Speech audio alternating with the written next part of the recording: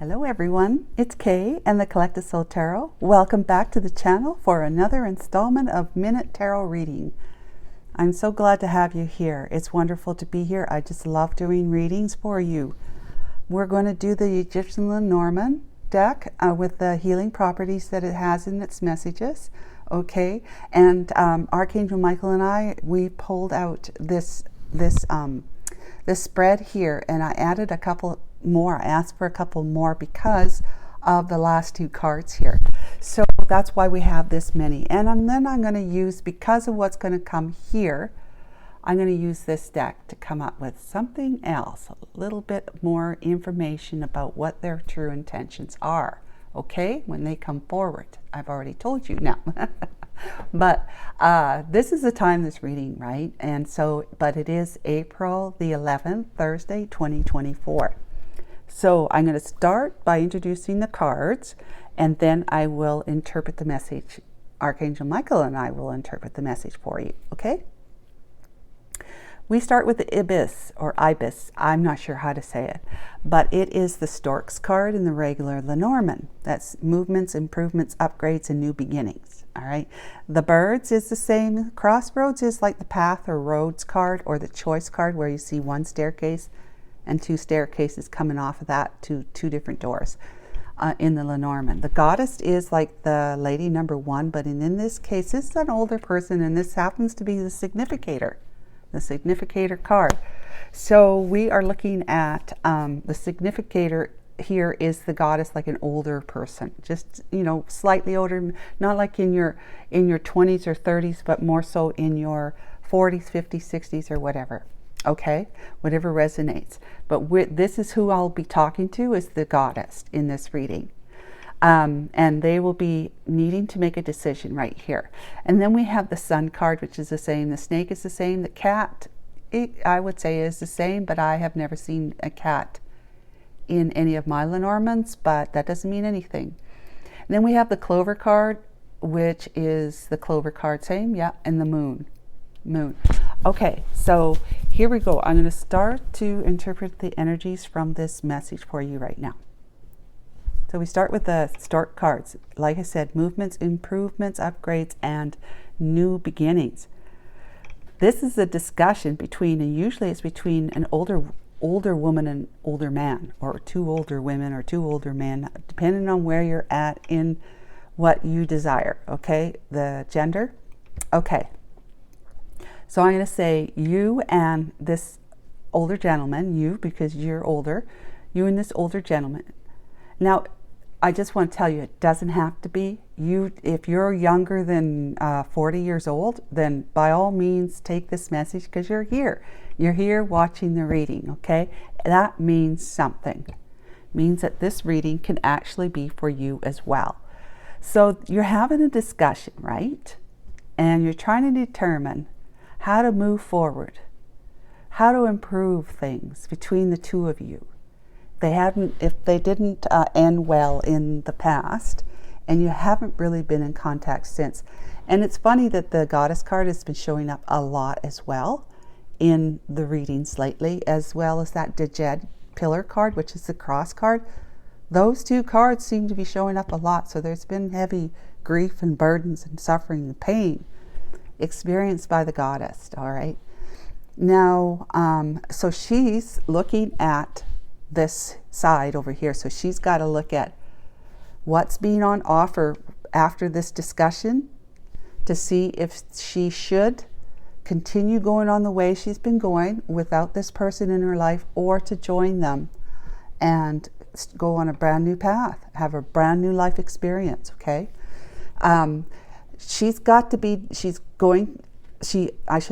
evolved. She's an evolved individual. She's spiritually evolved and personally evolved, not just, you know, biological age evolved, but her personality's changed as a result of the growing spiritual connection she has with the divine. She's a goddess after all, right? She's holding her cross, which is the Ankh. In Egyptian time, they didn't have crosses, they had Ankhs. So she's holding her cross close to her chest, right? That's the divine for her. And she's been enlightened, and she knows that when she hears from this person, although excited she may be, she's got to watch for the red flags, right? This one right here. She's going to watch for the red flags, knowing what she knows, the sun.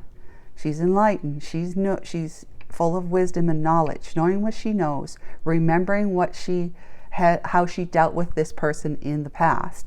They were untrustworthy, possibly sneaking, lying, manipulative, and may have betrayed her, right?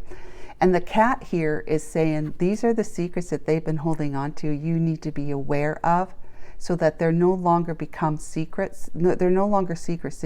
Their secrets are being revealed. So be alert. The cat card is saying be alert. Watch. Keep your Ankh card close to you and watch for those red flags, because you have ascended. You've grown, spiritually grown, and you don't want to have someone like a page or a knight in your life. Let's just say you want to have somebody who's a king or emperor in your life. An emperor, not just simply because the emperor can say that it's just a husband to somebody, not that it's that particular energy in that context, the context of the surrounding cards. If an emperor were to come out in the tarot, right, it may just mean that that person is a husband married to somebody, but it could also mean, depending on what the other cards are, that they've grown, they've emotionally grown, become balanced, spiritually connected, and personally developed as a result to their spiritual connection. Okay, because the emperor is all four kings of the tarot rolled up into one person, their energies, and vice versa, all four queens into the empress of the tarot, right? This is what the goddess is. So all the great attributes of every single one of those kings and or queens is what is revealed in the energy of the goddess and or emperor. Okay, so this is a stroke of good luck. What this means is that you are actually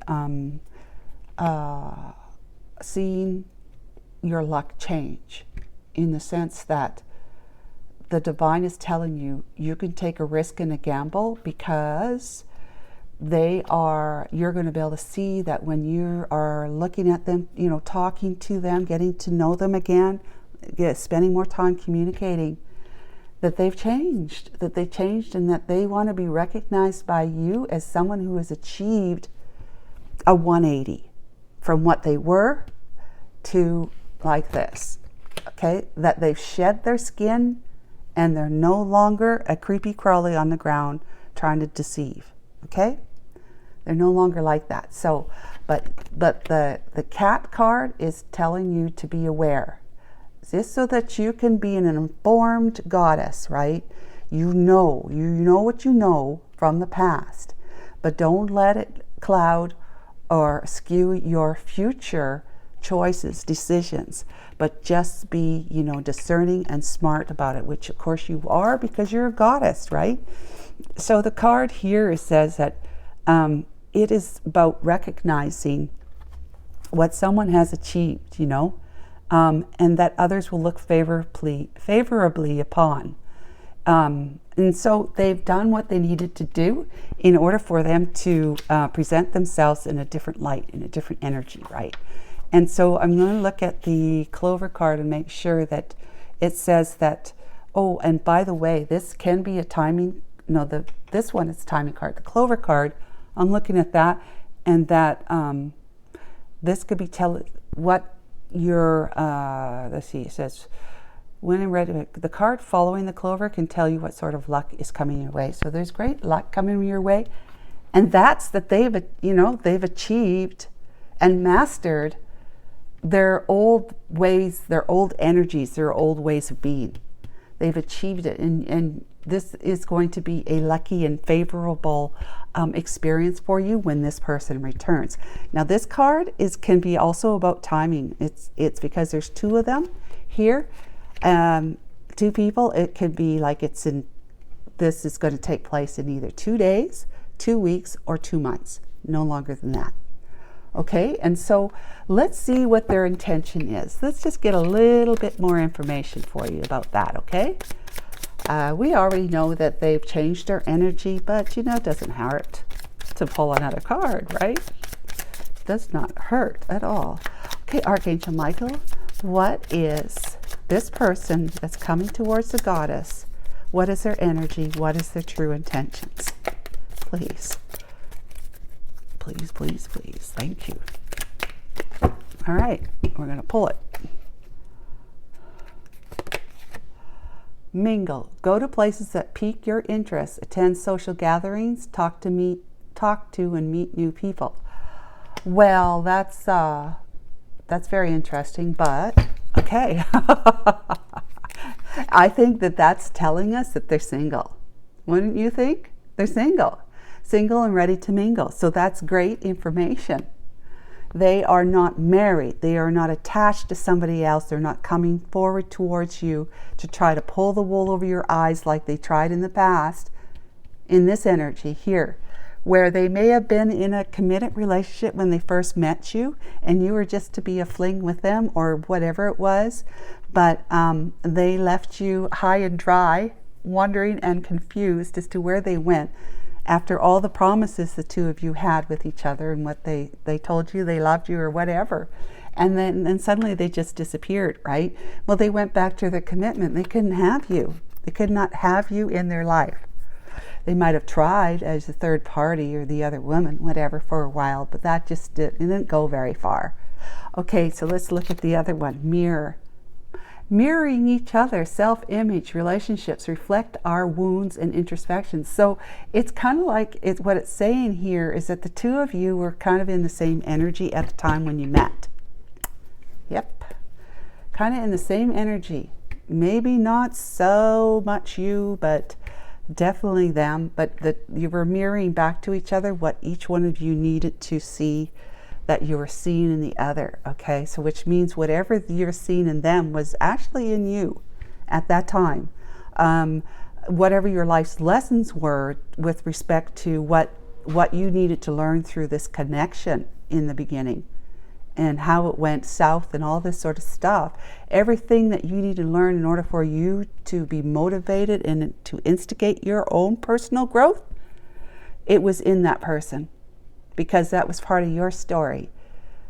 Like, for example, let's just say, you know, if you had a father that was not much in your life, you didn't really have a fatherly figure, or that they didn't really pay any attention to, perhaps they paid more attention to somebody else, one of your siblings, okay? And you just felt kind of left out, not feeling worthy of his love for you. Now, let's face it, our father is our most important man in our life during childhood. You know, just you know, not in any other way that they're the significant male in your life, right? So when you leave the home and you're out on your own, you're looking for love, whatever, the next man that comes into your life is obviously going to be a significant man in your life, but this time romantically. So that brings in a whole other pile of dimensions into the relationship that was not the same as it was when you were as a child looking up to your father. But you end up attracting that next person, that person, as a romantic partner in your life from whatever magnet you are from within, from your childhood experiences. And if you were not attracting your